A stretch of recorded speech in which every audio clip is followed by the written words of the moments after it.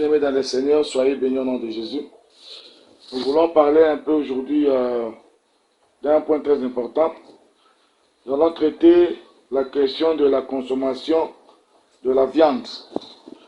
Il y a beaucoup de courants maintenant, beaucoup de choses qui se disent par-ci par-là concernant la consommation de la viande. Nous voulons scruter la parole de Dieu, voir pourquoi Dieu avait permis à l'homme de consommer la viande, pourquoi au départ il ne lui avait pas permis cela et après il lui permet de consommer la viande, et qu'est-ce que cela a à faire avec la santé de l'homme. Beaucoup de gens sont en train de prêcher là-dessus. D'autres disent que la viande, Dieu avait donné l'ordre à l'homme de manger la viande pour réduire ses jours.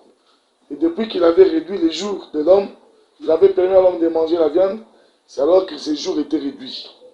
Alors, il y a un autre courant de gens qui ne savent pas sur quel sens se vouer, parce que c'est un thème qui vous donne, qui vous fait couler beaucoup d'encre et de salive. Ils ne savent pas dire pourquoi Dieu avait permis à l'homme de manger la viande, parce que sur le plan physique, sur le plan pratique, ils trouvent que ceux qui consomment la viande, ceux qui ne consomment que les légumes, sont en bonne santé par rapport à ceux qui consomment la viande. Nous voulons maintenant, parce que nous avons même de sectes, passez-moi l'expression, sectes, religion ou convictions religieuses, qui vous disent qu'ils ne peuvent pas consommer la viande et ils n'en consomment pas. Ils ne mangent que de l'herbe. Alors maintenant, si vous suivez toutes ces choses-là, c'est comme si les gens condamnent Dieu d'avoir permis à ce qu'on puisse manger la viande. Hein, c'est comme si Dieu avait piégé l'humanité. Hein, Dieu a piégé l'homme en lui permettant de manger la viande pendant que la viande apporte des maladies et consorts, tandis qu'au départ, il n'en était pas ainsi.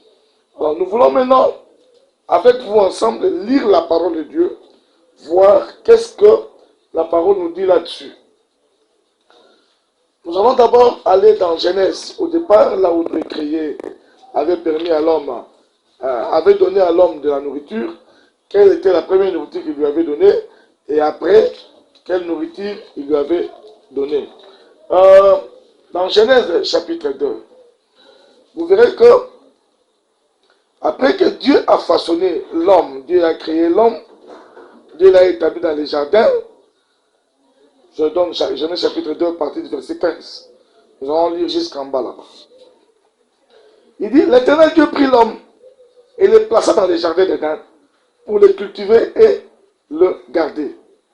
Et l'Éternel Dieu ordonna à l'homme, mange librement des fruits de tous les arbres du jardin, sauf du fruit de l'arbre de la détermination du bien et du mal. De celui-là, n'en mange pas, car le jour où tu en mangeras, tu mourras. Donc, nous voyons que la nourriture que Dieu avait donnée à l'homme au départ, c'était de l'herbe. Il lui dit que tu mangeras des fruits de l'arbre. C'était de l'herbe. Mais maintenant, si nous feuilletons notre Bible, après le déluge, dans Genèse chapitre 9, on commence à partir du premier verset. Nous allons maintenant voir que Dieu change. J'aimerais que nous puissions lire cela. Genèse chapitre 9, du premier verset jusqu'au 6e. Il dit ceci. Dieu bénit Noé et ses fils et leur dit, soyez féconds, multipliez-vous et remplissez la terre. Vous inspirerez désormais la crainte et la terreur à toutes les bêtes de la terre et à tous les oiseaux du ciel, tous les animaux qui se meuvent sur la terre et tous les poissons de la mer sont livrés à votre pouvoir. Tout ce qui remue et qui vit vous servira de nourriture, comme les légumes et les plantes. Je vous donne tout cela. Toutefois, vous ne mangerez pas de viande contenant encore sa vie, c'est-à-dire son sang. Quand votre sang Quant à votre sang, à vous, j'en demanderai compte pour votre vie. Quiconque le répandra, que ce soit un animal ou un être humain, je lui en demanderai compte. Je demanderai compte à chaque homme de la vie de son semblable. Amen.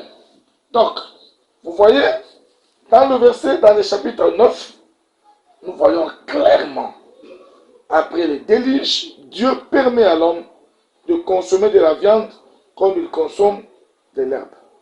Alors maintenant, nous voulons, bien aimés dans le Seigneur, comprendre le pourquoi de cette permission expresse de Dieu sur la consommation de la viande.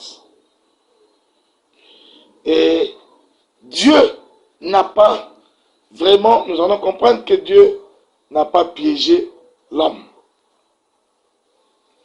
Nous réalisons notre texte et soyez attentifs, soyez prudents pour récupérer quelque chose de la part de Dieu. La Bible dit ceci. Dieu bénit Noé. D'ailleurs, dès le départ, vous devez comprendre que le contexte ici, c'est le contexte de l'après-déluge. Dieu avait frappé toute l'humanité à cause du péché. Il n'a sauvé qu'une famille qui s'appelle la famille de Noé. Après cette sentence de l'Éternel sur l'humanité, qu'il sort, il fait sortir Noé de l'arche. Noé descend, il trouve un monde vierge. Il n'y a plus d'animaux, il n'y a plus des hommes, il n'y a plus rien. Il n'a que quelques animaux avec lesquels il est entré dans la barque. C'est avec ça qu'il va maintenant recommencer la vie. Et Dieu dit ceci. Dieu bénit Noé et ses fils. Et leur dit, soyez féconds, multipliez-vous et remplissez la terre. Ça, c'est que nous disons, c'est la version d'étude, Semeur, version d'étude. Ce n'est pas du second. Il dit, multipliez-vous, soyez féconds et remplissez la terre. Maintenant, si vous entrez au départ, cette phrase-là, c'est ce qu'il avait dit, qu'il leur avait dit quand il avait créé. Quand il avait formé l'homme et la femme, et la Bible dit que Dieu leur avait dit de multiplier et de remplir la terre. Donc, il reprend cet ordre-là parce que maintenant, ils doivent se multiplier parce qu'ils ne sont plus nombreux. La première pensée de Dieu, la vision de Dieu par rapport au remplissage de la terre, Dieu veut que cela continue. Il veut que la terre soit remplie. Il continue dans sa vision. Il dit, soyez féconds, multipliez. Ça, c'est ce qui a été dit aussi au départ. Il leur avait dit, soyez féconds et multipliez. Maintenant, deuxième phrase. Il dit, vous inspirerez désormais de la crainte et de la terreur à toutes les bêtes de la terre. Et pourtant, au départ, le jour de la création, cet ordre n'était pas donné comme ça. Il n'avait pas donné à l'homme cet ordre-là d'inspirer de la crainte et de la terreur à la création. Non. Au départ, après les avoir créés, dans Genèse chapitre 1er, verset 28, Dieu les bénit en disant, soyez féconds, multipliez-vous, remplissez la terre, rendez-vous-en maîtres, dominez les poissons de la mer, les oiseaux du ciel et tous les reptiles et les insectes. Voyez, donc, à la création, Dieu n'avait pas dit ce qu'il vient de dire ici au départ ici, que vous inspirerez désormais de la crainte et de la terreur à toutes les bêtes de la terre et à tous les oiseaux du ciel. Non, ici, après qu'il les a bénis, il leur dit maintenant, dominez, assujettissez. Dominer dans la pensée de la Bible, ce n'est pas écraser. Dans la pensée de la Bible, dominer, c'est diriger. Quand on dit que Christ domine sur l'église, ça veut dire que Christ dirige l'église, l'homme domine sur la femme, l'homme dirige. Donc, quand on dit dominer, c'est diriger. Ça veut dire s'il y a un rapport d'un supérieur et d'un subalterne, un rapport de communication, un rapport de subordination, l'un subordonné à l'autre. C'est là, c'est comme ça qu'on doit comprendre l'expression dominer. Avant les péchés, Dieu avait dit à l'homme de dominer tout ce qu'il avait créé. Ça veut dire de se rendre comme maître, de diriger sa créature. L'homme était Dieu sur la terre, exerçant le même travail que Dieu exerce dans les cieux, dirigeant la terre, dominant, administrant la créature. Mais maintenant, il n'en est plus ainsi. Après les déluges, après l'échec de l'homme, après le péché, après que ce n'est plus l'homme qui était maître, parce que ici, après que l'homme a péché, c'est Satan qui s'est rendu maître de la nature. C'est ce que la Bible dit. Satan s'est rendu maître de la nature, maître de tout ce qui s'est mis sur la terre, de tout ce qui existe. Maintenant, Dieu change les rapports. Il change les rapports de relation entre l'homme et la créature. Ce n'est plus les rapports d'administrer ou de dominer, les rapports d'un subalterne et d'un supérieur. Non. Il dit, vous inspirerez désormais la crainte et la terreur à toutes les bêtes de la terre et à tous les oiseaux du ciel, tous les animaux qui se meuvent sur la terre et tous les poissons de la mer sont livrés à votre pouvoir. Cette dernière phrase ici, que je viens de citer ici, toutes ces créatures-là sont livrées à votre pouvoir. Dans l'Ancien Testament, quand vous voyez cette phrase-là, dans la version du second dit, je vous les livre. Donc ils sont livrés, ça veut dire, c'était une expression que Dieu utilisait lorsque Israël était en face de ses ennemis ou devant la guerre. Dieu disait, je vous livre ce peuple-là. Je vous les livre entre vos mains. C'est comme ça qu'il disait même à Josué, je vous les livre. Maintenant ici, là, il dit, je les livre. Ils sont livrés entre vos mains. Ça veut dire que maintenant, chers frères et sœurs, vous qui me suivez, vous comprenez directement que la relation qui lie l'homme et la créature, ce n'est plus une relation de paix. C'est une relation maintenant de guerre. C'est une relation d'adversité. Il y a la guerre qui entre la créature et l'homme. La créature s'est soulevée maintenant contre l'homme et Dieu dit, je les livre. On va encore compter pour que vous compreniez que c'est une relation maintenant de guerre, une relation d'opposition, une relation d'adversité qui vient d'entrer. Il dit ceci. Il dit, tout ce qui remue et qui vit vous servira de la nourriture comme les légumes et la plante. Je vous donne tout cela. Toutefois, vous ne mangerez pas. Bon, j'aimerais que nous lisions l'autre verset pour que qu'on aille un peu rapidement, pour que vous compreniez la relation de guerre là. Voilà. Dans le verset qui suit cette lecture, verset 5, il dit, quant à vous, quant à votre sang, à vous, j'en demanderai compte pour votre vie.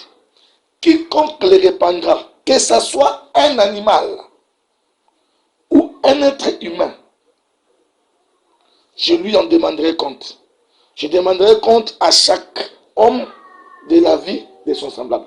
Donc il dit que même un animal qui livrera le sang de l'homme, je lui demanderai compte. Ça veut dire que Dieu veut dire à l'homme que désormais, il y a une guerre entre toi et un animal. Donc l'animal pourra répandre ton sang. Mais si cela arrive, je lui demanderai compte de ce sang qu'il aura versé le sang de l'homme. Ça veut dire que dans cette guerre-là, Dieu est du côté de l'homme. Voyez-vous. Donc ça au départ, ce n'était pas ainsi. Bien aimé, après que l'homme a chuté, après que l'homme a perdu sa relation avec Dieu, après que l'homme avait perdu, plutôt j'allais dire, son autorité sur la création, le diable a pris ça. L'homme s'étant soumis au diable, il s'est laissé soumettre et le diable a pris même tout ce que Dieu lui avait donné comme gestion. Maintenant, désormais, le diable viendra maintenant changer la relation, la nature de la relation qui devait régner entre l'homme et la créature. Maintenant, c'est Dieu, le diable utilise les animaux, utilise la création pour pouvoir combattre l'homme, pour s'attaquer à l'homme. C'est la raison pour laquelle vous verrez dans la nature, les animaux entrent et s'entre-déchirer, se manger, se dévorer. Alors vous verrez dans la forêt, le lion qui s'en prend aux autres animaux, qui les consomme, qui les dévore. Est-ce qu'il en était ainsi au départ? Non. Au départ, les lions avaient été créés pour manger de l'herbe. Si vous pêchez un gros poisson, vous l'ouvrez dedans, à l'intérieur, vous verrez des petits poissons dedans. Est-ce qu'il en était ainsi? Qu'une nature, qu'une espèce puisse consommer notre espèce? Non. Ça veut dire que l'ordre des choses que Dieu avait créées avait été bouleversé par le diable. C'est la raison même pour laquelle Dieu viendra, Dieu nous promet l'établissement des nouveaux cieux et d'une nouvelle terre pour que sa vision qu'il avait au départ, le jour de la création, soit reprise. Alors maintenant, dans cette guerre-là, Dieu donne à l'homme l'ordre de manger de la viande, de manger l'animal comme il mange de l'herbe. Pourquoi? Pour que l'homme puisse imposer sa terreur, sa crainte sur l'animal, sa supériorité sur l'animal, mais donc sa force sur l'animal. Le culte à l'Éternel votre Dieu, alors je vous bénirai en vous donnant une nourriture excellente et de l'eau en abondance. Et je vous préserverai des maladies. Donc vous voyez, avant qu'on continue, la préservation de la maladie, la santé, maintenant ici est conditionnée par rapport au service de Dieu. Il dit, vous me servirez et je vous bénirai. Ça c'est lui c'est moi qui le dit. Vous me servirez, je vous bénirai. Je bénirai vos os, je bénirai votre nourriture. Et je vous donnerai une bonne santé. Il n'y aura pas une femme stérile. Il n'y aura pas une femme qui avorte. Vous voyez. Donc ça veut dire que, là je me dis au verset 26, la santé, notre santé ne dépend plus de ce que nous devons manger, non. Notre santé, notre longévité dépend de la relation avec l'Éternel. Et la Bible dit que si vous suivez mes commandements, cela sera le rafraîchissement à vos os. Donc notre santé, le rafraîchissement de nos os, notre longévité dépend de l'Éternel. Et nous vivons par la foi. La Bible dit, et mon juste vivra par la foi. C'est la raison pour laquelle il y a des gens qui veillent vraiment sérieusement sur leur nourriture. Ils veillent sur la nourriture, ils veillent sur tout sur et tout ça. Bon, il ne faut pas manger de la viande, il ne faut pas manger ça. Il faut des légumes, mais après tout, vous verrez qu'ils attrapent une maladie qu'on n'arrive pas à expliquer. Des grandes personnes riches qui ont tous les moyens pour pouvoir bien surveiller leur santé. Mais parce que leur santé ne dépend pas de l'Éternel, ils tombent malades et ils en meurent. Nous voyons Christ lui-même quand il est venu sur la terre, il mangeait même la viande. Le jour où il avait multiplié les pains, 3 pains, il y avait 5 pains et 3 poissons. Il a multiplié et les gens ont mangé. Le jour où il est apparu aux apôtres après sa résurrection, il a béni les pains et les poissons, ils ont mangé ensemble. Abraham, quand il avait reçu les anges, les 3 personnes qui étaient venues lui rendre visite, il a tué un veau, ils ont mangé ensemble. C'est là pour dire que cela n'a rien à voir avec la santé de l'homme. Si il vous arrive de constater que votre santé commence à s'améliorer parce que vous avez abandonné la viande et que vous êtes attaché aux légumes et aux fruits, vous voyez que maintenant vous êtes en bonne santé, attention. Vous êtes déjà, je vous préviens que vous êtes déjà en train d'être piégé par les diables pour remettre en cause l'ordre de Dieu. Je suis en train d'aller vers la fin. Dans Actes des Apôtres, chapitre 10, verset 15, Dieu avait reproché à Pierre. Il a dit quelque chose à Pierre dans son rêve de très important et que nous devons maintenant, nous tous, comprendre et mettre en pratique. Il dit ceci. C'était pendant que Pierre dormait, il voyait qu'on lui présentait un plateau, il était rempli des animaux impurs pour qu'il mange. Et pourtant, lui, depuis sa naissance, il n'avait jamais goûté ni touché à des choses impures. Et Dieu lui dit ceci, dans le verset 15. Il refuse de manger. Le verset lui dit, Dieu lui dit ceci. Mais la voix reprit et dit, ce que Dieu a déclaré pur, ce n'est pas à toi de les considérer comme impurs. Voilà, enfin,